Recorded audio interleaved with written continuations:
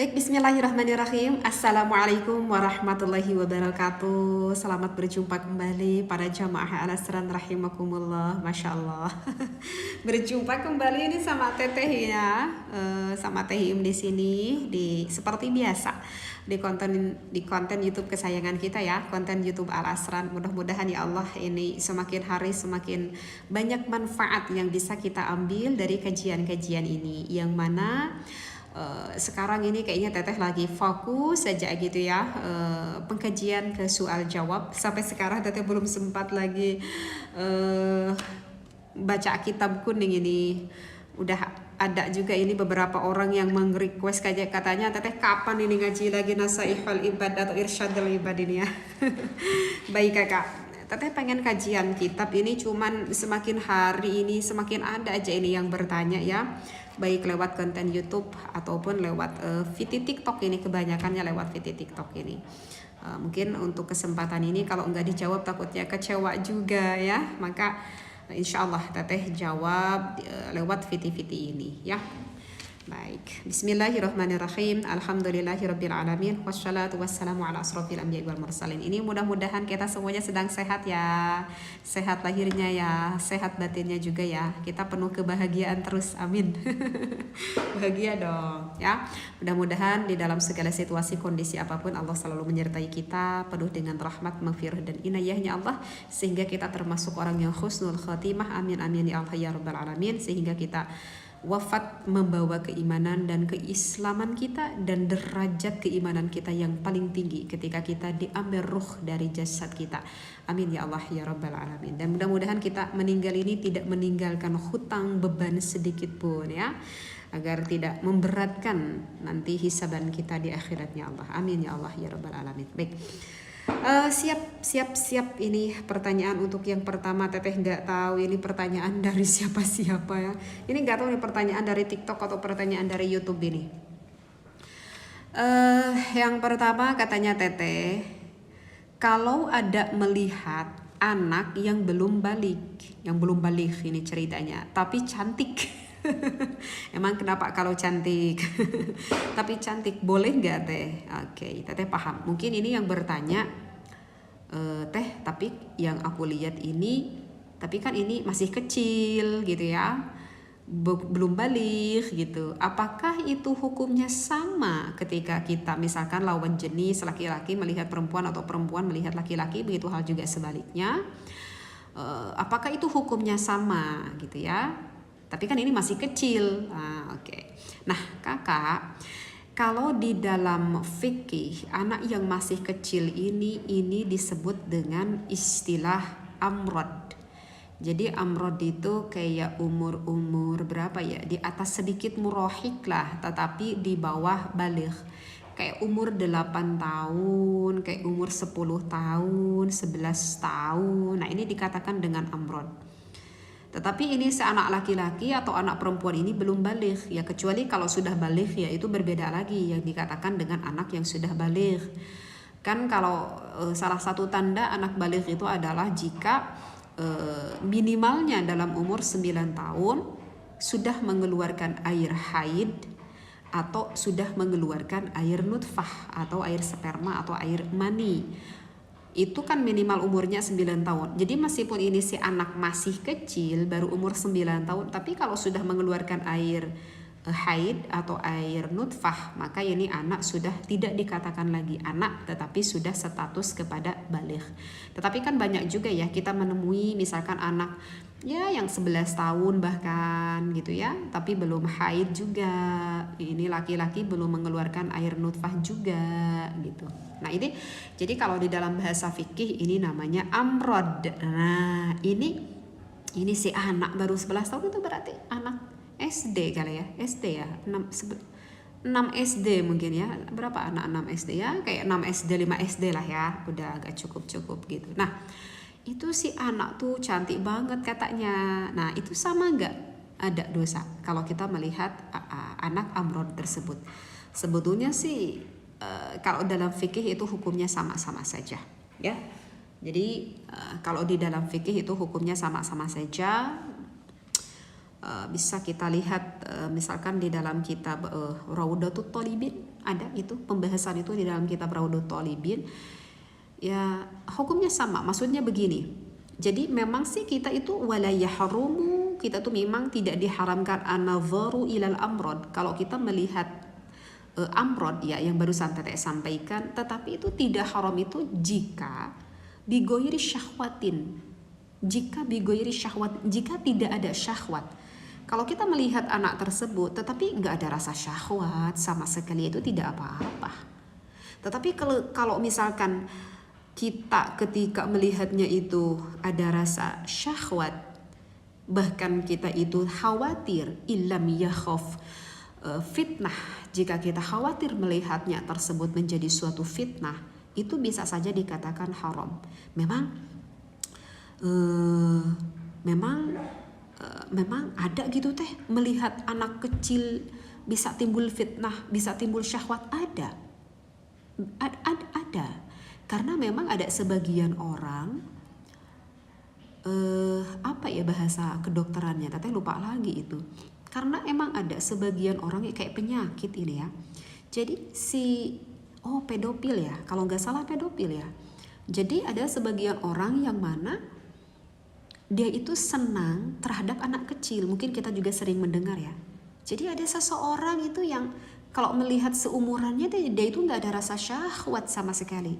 Tapi aneh, ketika dia itu melihat anak kecil ya kayak umur-umur amrod begitu, kok timbul rasa syahwatnya, timbul gairahnya. Nah, kalau misalkan naudzubillah kita itu punya penyakit kayak pedofil, ketika kita melihat anak orang ini cantik banget, ini anak tuh ganteng banget, timbul rasa syahwat, timbul rasa gairah, bahkan wa in khofaha sampai sampai khawatir gitu ya. Ada rasa khawatir, timbul fitnah dengan tanda kutip, mungkin kita paham, maka harama kalau menurut kaul yang ashah itu bisa saja menjadi haram. Menurut mayoritas ulama itu bisa saja menjadi haram. Seperti itu. Tapi ya kalau kita mah yang normal gitu ya, misalkan itu si anak cantik banget, kita hati cuman bilang itu si anak cantik, itu si anak ganteng banget. Tetapi ya hanya sebatas wajarnya aja kita cuman bilang ganteng, kita cuman bilang cantik, tapi ya nggak ada rasa syahwat sama sekali. Ya kalau tidak rasa syahwat sama sekali ya itu tidak apa-apa. Menurut sebagian ulama itu tidak apa-apa. Yang bahaya itu yang tadi Kak, yang udah sampai menimbulkan rasa syahwat, khawatir terjadi fitnah dengan tanda kutip, ya itu bisa saja hukumnya menjadi haram ya.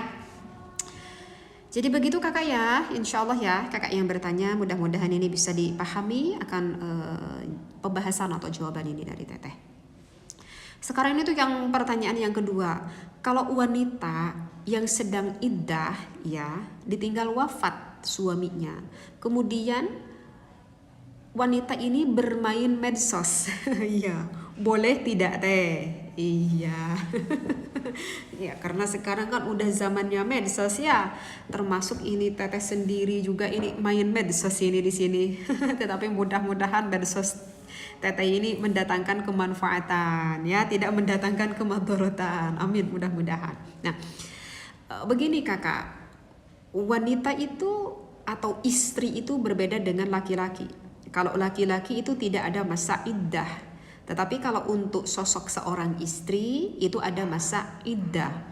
Nah, seorang istri yang ditinggal wafat oleh seorang suaminya ada masa iddah yang mana juga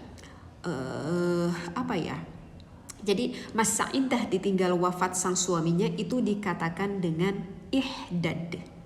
Apakah ihdad? Ya.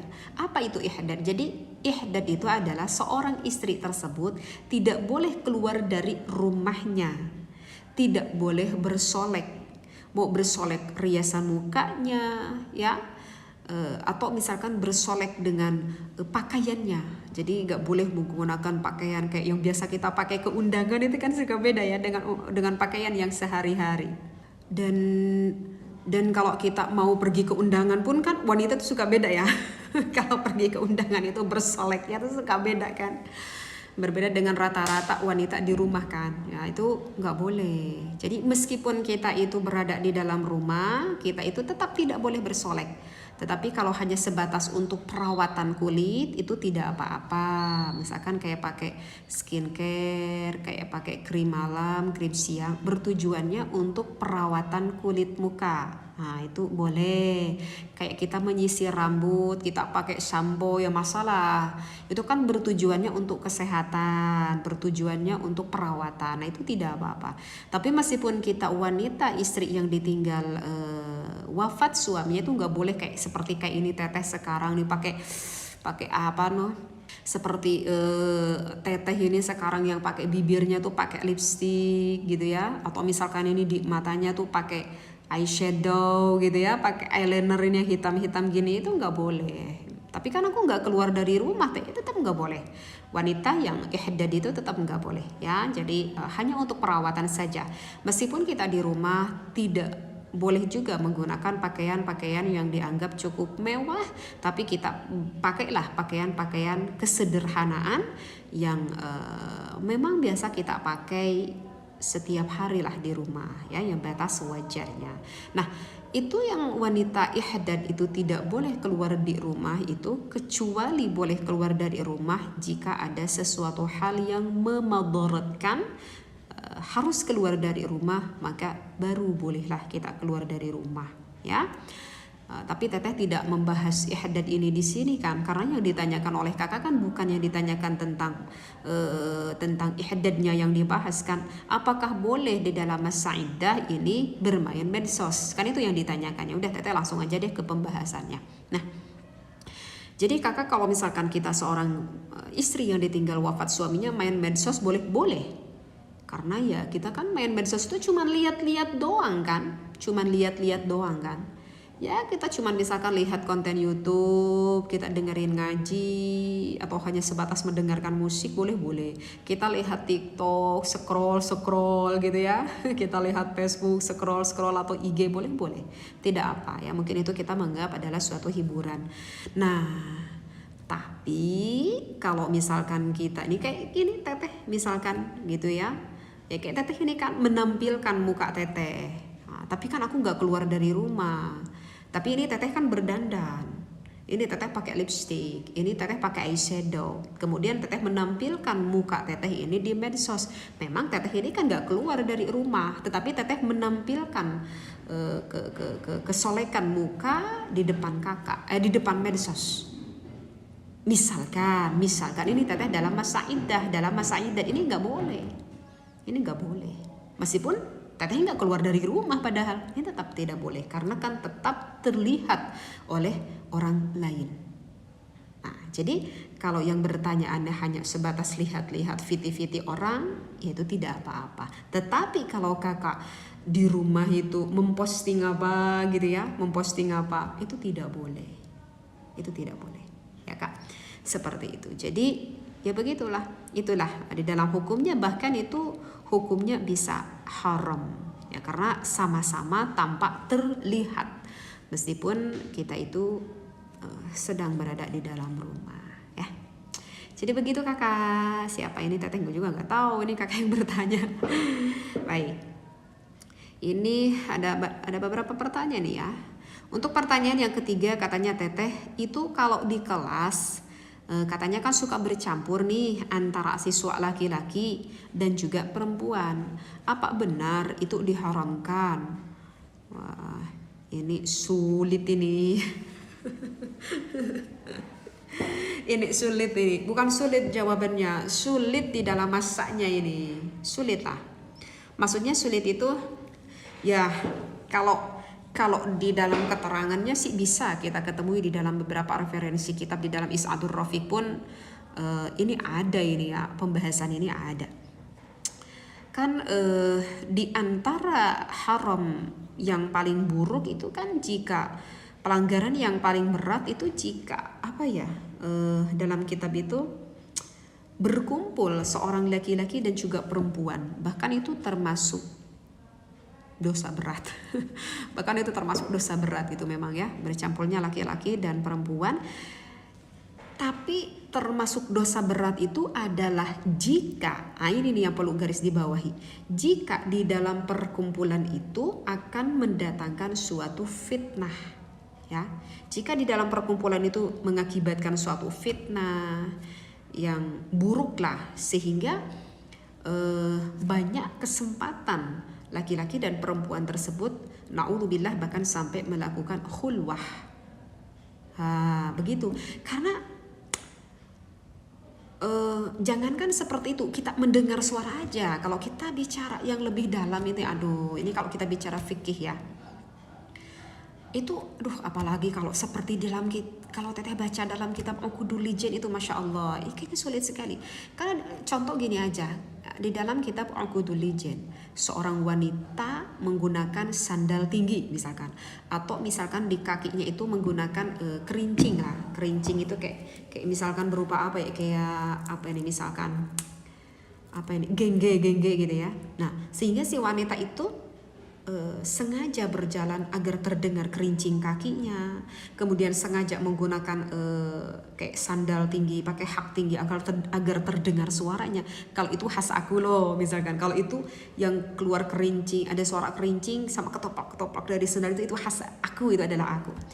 Nah, itu bahkan bisa berdosa. Nah, itu kalau kita bicara fikih. Coba kita bicara usulul fikih yang lebih dalam. Nah, jadi kita tidak cukup dengan konteks itu, Kak. Tidak cukup dengan konteks itu. Karena kalau kita lebih kaji di dalam usulul fikih, berarti kalau begitu kalau kita menggunakan sandal tinggi haram ya. Berarti kalau kita menggunakan gengge di kaki itu haram ya. Nah, bukan itu yang dimaksudkannya tuh, bukan itu. Tetapi yang dimaksudkan adalah jika timbul di dalam hati kita, aku sengaja menggunakan sandal tinggi, aku sengaja menggunakan kerincing di kaki agar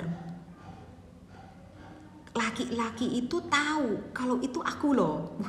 Ini kakak paham gak sih? Akan apa yang teteh terangkan paham gak? Mudah-mudahan nih paham. Mungkin paham ya. Ini agar tahu loh, kalau itu aku loh. Aku adalah seorang wanita yang khas namanya Neng Iyum misalkan. Ini dengan gaya khas, dengan sandal yang cukup seksi karena terdengar ketoprak. Misalkan dengan kerincing-kerincingnya agar orang tahu, agar laki-laki tahu itu khasnya aku. Nah, yang diharamkan itu bukan kerincing sama hak tingginya, tapi ini hatinya, yang sakit itu hatinya. Nah, itu yang diharamkan. Kayak suka ada juga yang bertanya, teteh lah jangan berdandan lah. Teteh jangan berdandan, itu banyak yang melihat laki-laki. Hello, tidak dilarang oleh agama wanita berdandan. Yang dilarang itu tujuan niat dalam hatinya. Kalau teteh ini berdandan sengaja agar dilihat oleh laki-laki lain dan dengan tanda kutip, yaitu bisa haram bagi diri teteh. Maka yang harus dikaji itu adalah siapa? Hati tetehnya. Teteh sudah dapat izin dari suami, karena dari kecil juga sampai sekarang senang dandan, dan itu adalah sifat fitrahnya wanita. Tidak apa-apa, dalam hukum fikih diperbolehkan. Cuma di dalam usulul fikih diluruskan hati kitanya. Nah, begitu juga kakak ini, kenapa teteh agak panjang lebar membahas kesana ke sini ya, biar ini kakak yang bertanya tuh benar-benar paham. Nah, begitu juga kakak, di dalam perkumpulan laki-laki dan perempuan memang itu banyak madaratnya. Tetapi kan untuk sekarang nih kayaknya susah, Kak. Kita mau pergi ke pasar, mau keluar dari rumah, pasti akan ada perkumpulan antara laki-laki dan perempuan. Ya, kita pergi ke pasar itu, itu kan ada yang berjualan laki-laki, ada berjualan perempuan, ada yang membeli laki-laki, ada yang berjual perempuan. Di sanalah berkumpul. Tetapi memang kalau di dalam kelas, ya kalau makanya kenapa di pondok-pondok pesantren itu dipisahkan antara laki-laki dan perempuan. Kenapa? Karena satu, untuk menjaga fitnah. Ya, kalau di sekolah-sekolah kan jarang ya dipisahkan laki-laki perempuan. Tapi kalau di pondok-pondok pesantren itu ada pun disatukan, biasanya suka pakai hijab gitu ya. Biasanya suka pakai hijab. Tetapi ada juga yang tidak pakai hijab. Oke, karena di sini kalau di dalam suatu kelas itu kan nanti akan bertemu terus. Berbeda dengan di pasar. Kalau di pasar kan tidak bertemu terus ya. Ya, jadi kalau di pasar emang gak bertemu terus gitu ya. Makanya di pondok kenapa dipisahkan, karena nanti para santriawan, santriwati kan berkumpul terus itu, jadi takut ada fitnah, makanya tuh suka dipisah. Itu bisa aja di dalam contoh lain kayak di pabrik gitu kan, perempuan sama laki-laki tetap disatukan ya. Habis bagaimana ya sekarang udah situasinya seperti ini. Nah, makanya kalau kita bicara fikih ya seperti itu. Makanya kenapa yang harus kita kaji itu adalah hati kita. Yang harus kita kaji itu adalah siapa? Yang harus selalu dikuatkan adalah keimanan kita. Memang akan menjadi suatu fitnah berkumpulnya laki-laki dan perempuan di dalam satu tempat, apalagi berjumpa terus ya, takutnya nanti curhat. Kalau udah curhat nanti ujung-ujungnya naudzubillah selingkuh ya, karena sudah berumah tangga seperti itu. Naudzubillah min dzalik.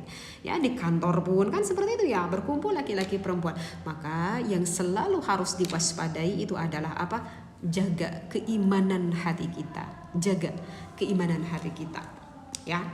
Tapi kalau kita bicara fikih mah ya begitulah Kak yang bertanya. Memang kalau bisa ya itu apakah bisa haram ya, bisa saja haram berkumpulnya itu. Tapi ya kalau dengan satu kondisi menyulitkan hal itu ya mau bagaimana lagi? Apalagi yang harus kita jaga ya benteng keimanan batiniyah hati kitanya. Semua kembali kepada niat kita dan kita harus selalu ingat kepada Allah agar ya kita tidak terjerumus akan sesuatu hal yang naudzubillah. Ya, ini mudah-mudahan ini kakak ini bisa dipahami ya. Mudah-mudahan bisa dipahami. Memang sih di dalam ini pun sih kalau kita bicara fikih yang lebih dalam ya, kalau kita bicara fikih yang lebih dalam sih memang itu ada perbedaan lah kayak ada perbedaan lah beberapa pendapat ya ketika kita melihat lawan jenis gitu ya. Itu kalau menurut Imam Rafi'i sih agak enteng ya. Kalau menurut Imam Rafi'i sih kita melihat lawan jenis itu ya diperbolehkan saja, yang penting tidak menimbulkan syahwat. Meskipun kalau misalkan kita melihat pendapat yang lebih mu'tamad kayak Imam Nawawi, melihat lawan jenis itu sebetulnya haram secara mutlak. Oh ini sulit ini kalau kita mengikuti pendapat Imam Nawawi. Untung ada imam yang agak enteng ya.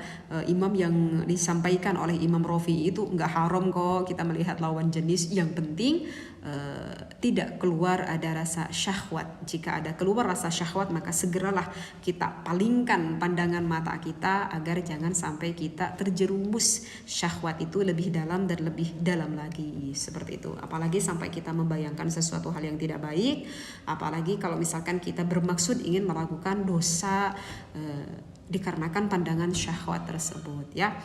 Nah begitulah hikmahnya kenapa selalu ada ikhtilafiyah atau perbedaan pendapat ulama. Ya begitulah kakak ya, ini yang bertanya ini yang bertanya anak sekolah kali ya, karena tadi yang dikatakan ini di sekolah katanya ya. Ya sama aja lah ya, ini bagi yang mendengarkan ini kebanyakan pasti yang lebih banyak mendengarkan teteh ini orang yang udah cukup dewasa, makanya tadi teteh contohkan kayak di pabrik, kayak di kantor gitu ya. Oke, ini tuh pertanyaan yang keempat ya. Teteh, apa benar ya katanya ini pertanyaan ini, masya Allah, ini kepikir ya, ini kayaknya yang bertanya ini sudah pernah mendengarkan dari suatu kajian atau pernah membaca kitabnya ini.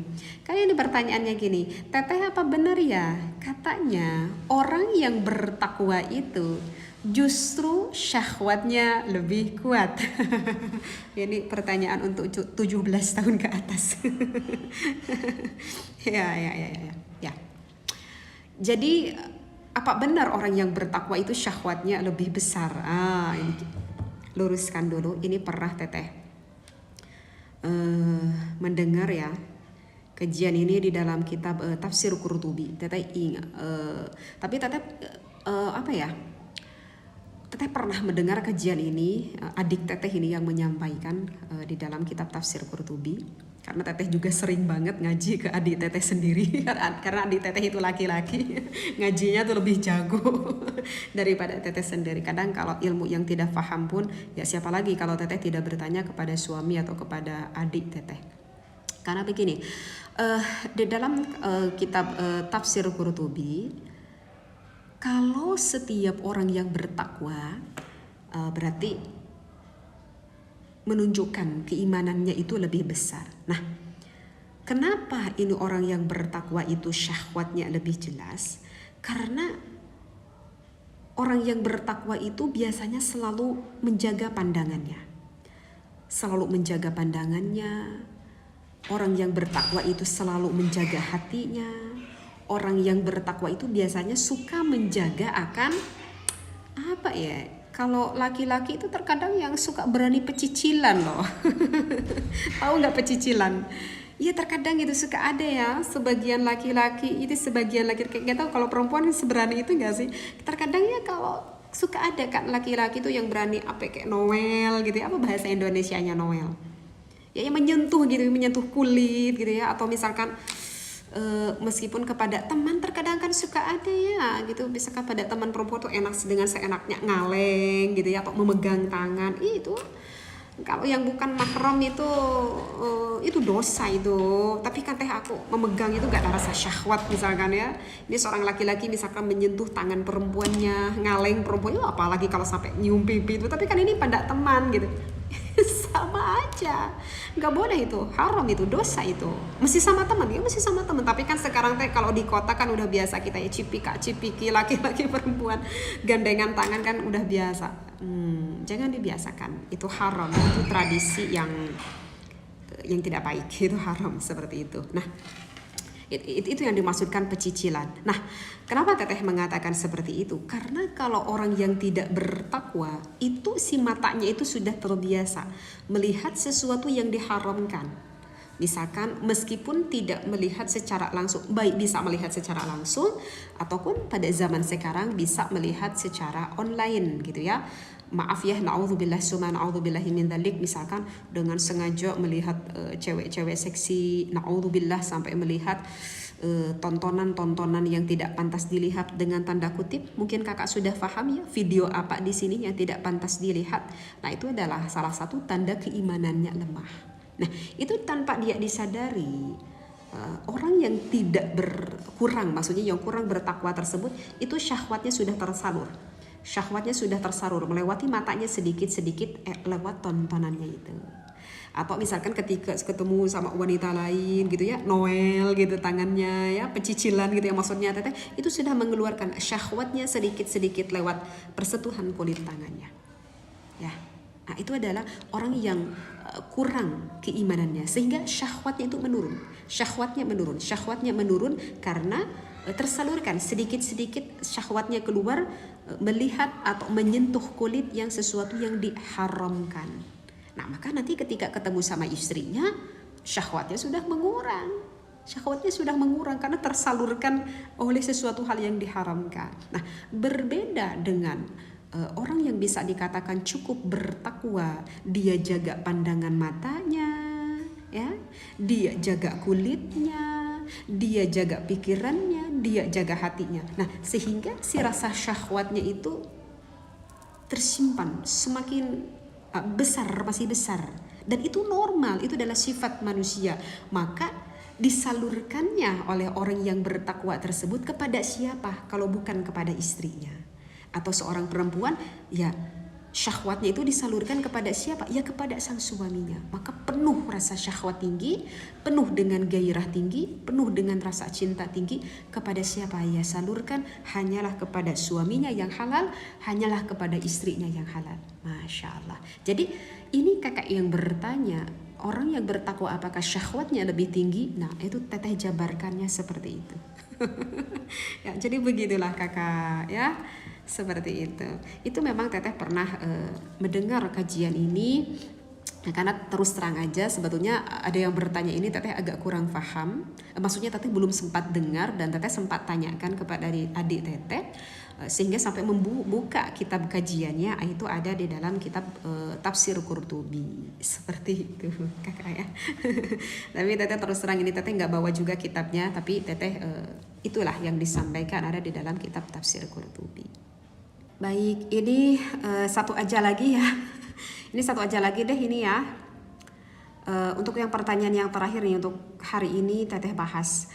Teteh, kalau seorang suami ngaku sudah mentalak istrinya, meskipun mungkin sebetulnya belum.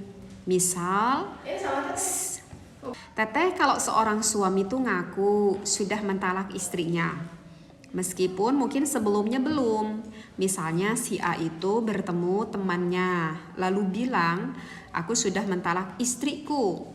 Apakah itu jatuh talak? Ini suaminya bohong ini. Ini suaminya bohong. Ini nggak tahu yang banyak gak sih yang suaminya seperti ini. Ini biasanya suami-suami yang apa ya? Yang begitu deh. Ini banyak, bukan banyak. Maksudnya dia adalah seorang suami. Misalkan nih kebayang ini sama Teteh. Ini sang suami itu misalkan sedang merayu wanita lain, ya. Aku duda itu kan ada ya yang seperti itu. Misalkan kakak itu kakak itu punya istri, enggak aku tuh enggak punya istri gitu. Masa bener? Misalkan aku sudah cerai misalkan dengan istri aku gitu. Aku sekarang statusnya duda. Ini seorang laki-laki yang merayu perempuan ini.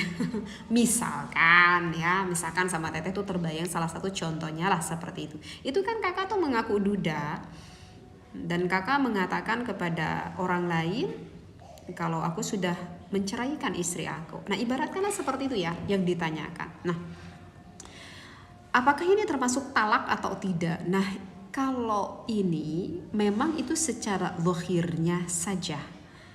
Kalau secara zahirnya ya ini secara zahir, tapi ini masih belum status secara batin.